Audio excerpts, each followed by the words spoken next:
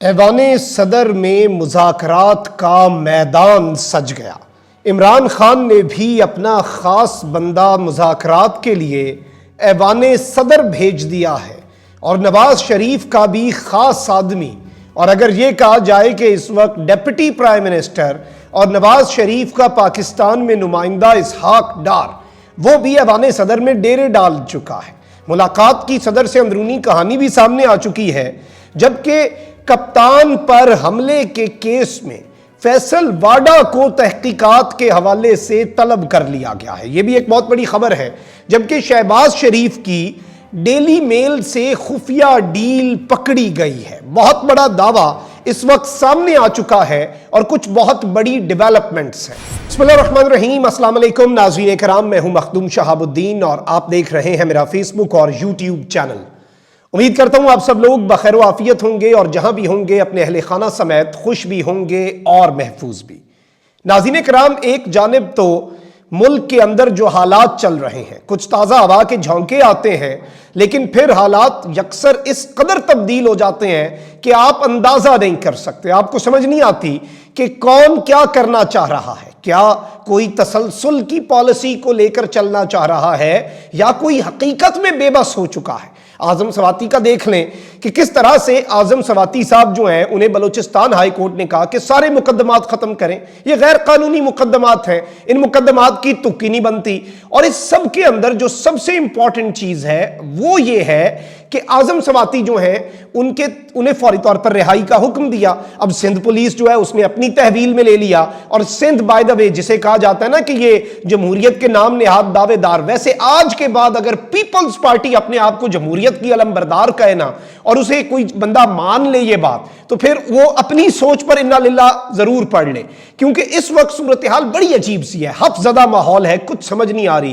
جبکہ دوسری جانب عمران خان صاحب پر قاتلانہ حملے کے لیے جو تحقیقات کے لیے joint investigation team J I T بنی تھی، اس نے اس وقت فیصل واڈا، حماد اظہر اور فیصل جاوید سمیت 35 افراد کو کل طلب کر لیا ہے۔ جے آئی ٹی نے پی ٹی آئی کے سابق رہنما فیصل واڈا کو طلبی کے لیے مراسلہ جاری کیا ہے، جس میں کہا ہے کہ فیصل واڈا عمران خان پر حملے کی تحقیقات میں شامل تفتیش ہوں۔ مراسلے میں فیصل واڈا کو ہدایت کی گئی ہے کہ فیصل واڈا تمام دستاویزات قومی شناختی کارڈ کے ساتھ کل پیش ہوں۔ جے آئی ٹی نے ڈاکٹر یاسمین راشد، حماد اظہر، فیصل جاوید، عمران اسماعیل، عمر سرفراز چیمہ کو بھی طلب کیا ہے۔ ان رہنماؤں سمیت ٹوٹل 35 افراد ہیں جنہیں کل پیش ہونے کا حکم دیا گیا ہے۔ اب یہ لوگ تو وہ ہیں جو پی ٹی آئی کے خان صاحب کے قریبی ہیں، کیونکہ ان میں بہت سے عینی شاہدین بھی ہیں۔ فیصل جاوید خود زخمی بھی ہوئے اور آرگنائزرز بھی ہیں اور یہ لیڈرشپ بھی تھی، تو ایک جانب ان کی تو سمجھ آتی ہے نا کہ جے آئی ٹی کے سامنے پیش ہونا۔ فیصل واڈا جو ہے پی ٹی آئی کے سابق رہنما ہیں، انہوں نے آزادی مارچ میں خون خرابے سے متعلق ایک بیان دیا تھا، اور عمران خان صاحب پر پھر 3 نومبر گجرانوالہ میں لانگ مارچ کے دوران کنٹینر پر فائرنگ کا واقعہ ہو گیا، اور یہ سوالات اٹھنا شروع ہو گئے کہ آخر ایسی کیا وجہ ہے، واٹ واز دی ریزن، وجہ جو ہے وہ کیا تھی جس کی وجہ سے یہ سب کچھ ہوا۔ جبکہ دوسری جانب نون لیگ کہہ رہی ہے کہ جی شہباز شریف صاحب سرخرو ہو گئے ہیں، ڈیلی میل کے ساتھ، جو ڈیلی میل اخبار ہے، اس نے برطانیہ میں معافی مانگ لی اور جیسے کرپشن کیسز سے پکا انہیں چھٹکارا مل گیا ہے۔ آپ عرفان ہاشمی صاحب ہمارے دوست ہیں، بڑے بہترین صحافی ہیں، یو کے بیسڈ، ان کا تجزیہ بھی میں آپ کو سنا دیتا ہوں، اور ان کا جو تہلکہ خیز انکشاف ہے کہ ڈیلی میل کے ساتھ مکمکا کر کے کس طرح کیس ختم کروایا گیا، یہ ذرا آپ سن لیں۔ دیکھیں، میں نے کل بھی بڑی تفصیل کے ساتھ اس میں یہ بات رکھی ہے کہ ایک بیانیہ بنایا جا رہا ہے، اور بیانیہ یہ بن رہا ہے کہ شاید کوئی فیصلہ ان کے حق میں آ گیا اور ڈیلی میل نے جو معافی مانگ دی۔ آپ تمام دوست ایک بات یاد رکھیں کہ جو اپالوجی ہے، جو ڈیلی میل نے لکھا تھا کہ نیب کا ایک کیس جو ہے وہ شاید نیب انویسٹیگیشن کر رہا تھا ڈیفیڈ کے معاملے پر پاکستان میں، اس سے وہ پیچھے ہٹ گئے ہیں، انہوں نے اس کی کریکشن کر لی، اس کا اعلان کر لیا، اس کی اپالوجی کر لی۔ اس اپالوجی کے اندر، اس کریکشن نوٹ کے اندر کہیں پر یہ نہیں لکھا ہوا کہ جو علی عمران کے بارے میں کہا گیا تھا اس پر بھی ہم اپالوجائز کرتے ہیں، ہماری انفارمیشن غلط تھی۔ اس نوٹ میں کہیں یہ نہیں لکھا ہوا کہ نصرت بیگم کے اکاؤنٹ میں پیسہ آئے، اس سے بھی ہم پیچھے ہٹتے ہیں۔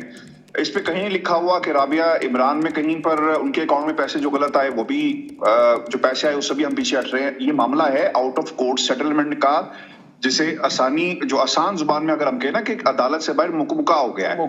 دونوں پارٹیز بیٹھی اور انہوں نے بیٹھ کر یہ فیصلہ کر لیا کہ ہم اس کیس کو آگے نہیں بڑھائیں گے اور اس کیس کو ہم یہیں پہ ختم کرتے ہیں. اور سب سے جو انٹرسٹنگ فیکٹس ہے, جو رپورٹ ہونے چاہیے, جو رپورٹ کوئی بھی نہیں کر رہا, شہباز شریف صاحب اگر ونڈیکیٹ ہوئے نا جی, ان کو کلین چٹ ملی ہے, تو پھر تو بہت معاملہ آسان تھا.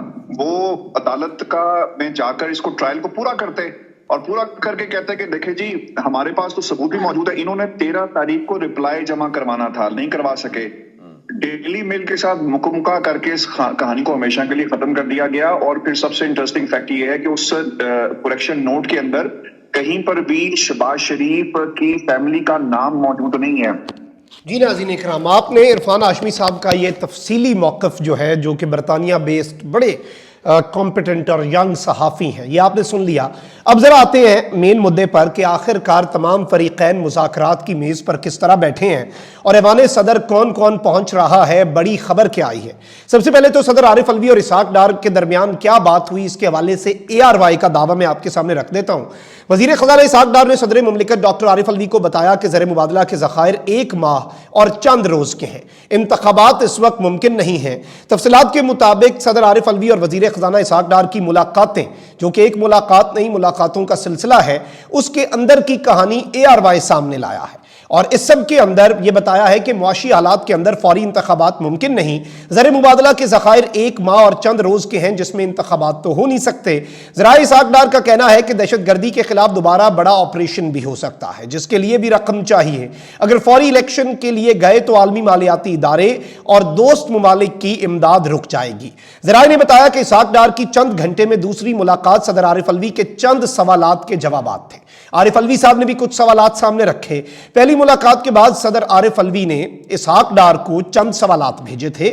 ذرائع کے مطابق ان سوالات میں عمران خان کے خلاف جو کیسز ہیں اور پاکستان تحریک انصاف کو جو وکٹمائز کیا جا رہا ہے, اس پر بھی پوچھا گیا کہ بھائی ایتھے تسی منتاں کر رہے ہو تو پھر ادھی کی وجہ ہے. اس پر اسحاق ڈار صاحب نے کہا ہے کہ کیسز پہلے کے ہیں, اب ہماری طرف سے کچھ نہیں ہے, یعنی ہم سرنڈر کر رہے ہیں, خان کے خلاف ہم کوئی کیس آگے نہیں بڑھانا چاہ رہے. جبکہ حکومت اور PTI کے رابطوں میں عمران خان نے بھی اپنا نمائندہ ایوان صدر بھیجنے کا فیصلہ کر لیا ہے اور ملاقات میں قبل از وقت انتخابات اور اسمبلیوں کی تحلیل پر بات چیت ہوگی. ایوان صدر کے ذریعے حکومت اور تحریک انصاف کے رابطوں کا سلسلہ جاری ہے اور صدر چونکہ پارٹی نہیں بننا چاہ رہے, وہ ریاست کے سربراہ ہیں اور ایک آئینی عہدہ ہے ان کے پاس, تو وہ ایک نیشنل کنسنسس کے لیے تو سب کو اکٹھا کر سکتے ہیں, سب کو اکٹھا بٹھا سکتے ہیں. اب یہاں پر 2 ملاقاتیں کر چکے ہیں اسحاق ڈار صاحب, یہ میں آپ کے سامنے رکھ چکا ہوں. عمران خان صاحب نے سابق وفاقی وزیر اور سینیٹر شبلی فراز, جو کہ شہباز گل صاحب جب پکڑے گئے تو شبلی فراز صاحب کو خان صاحب کا چیف آف سٹاف بنایا گیا تھا, سینیٹر شبلی فراز کو ایوان صدر بھیجنے کا فیصلہ کیا ہے. اور سینیٹر شبلی فراز کل عارف الوی صاحب جو ہیں ان سے ملاقات کریں گے, اور یہ ایک بہت بڑا بریک تھرو ہے, کیونکہ عمران خان کا اہم پیغام جو ہے صدر مملکت کو پہنچایا جائے گا شبلی فراز کی طرف سے. اور اس ملاقات میں قبل از وقت انتخابات اور اسمبلیز کو جو ڈیزالو کرنا ہے, اسمبلیوں کی تحلیل جو ہے, اس پر بھی بات چیت ہونی ہے.